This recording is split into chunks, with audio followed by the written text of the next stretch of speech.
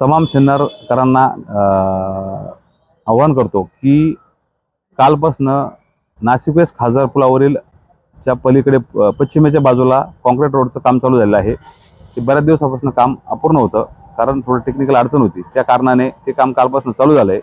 तरी मी सिन्नरकरांना आवाहन करेल की आपण अवजड वाहने आणू नये। रात्री 10 पर्यंत त्याला पर्यायी मार्ग म्हणून खासदार पुलाच्या बाजूने थोडा रस्ता बनवून मोटरसायकल जाईल एवढा रस्ता तिथे केलेला आहे।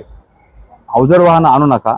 तसंच खासदार पुलाचं काम पुढे गणपती, नवरात्र, दीपावली असल्यामुळे खासदार पुलाचं उद्घाटन हा काही प्रकार, कारण मी काल बातमीत ऐकलं, परंतु तसा काही प्रकार नाही। पुढे दीपावली झाल्यानंतर सर्व सण झाले, आपल्या हिंदू संस्कृतीचे जे काही सण आहे, हिंदू मुस्लिम बांधवांचे काही सण आहे, हे सर्व सण झाल्यानंतर दीपावलीनंतर त्या खासदार पुलाचं उद्घाटन होऊन ते काम चालू होईल, असं मी आपल्याला सर्वांना आवाहन करतो। आणि नागरिकांना परत एकदा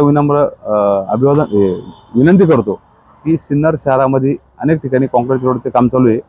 आपण सर्वांनी पर्यायी मार्गाचा वापर करून मोठे वाहन गावात आणू नये खासदार पुलावरती, हे सर्वांना आवाहन करतो। धन्यवाद।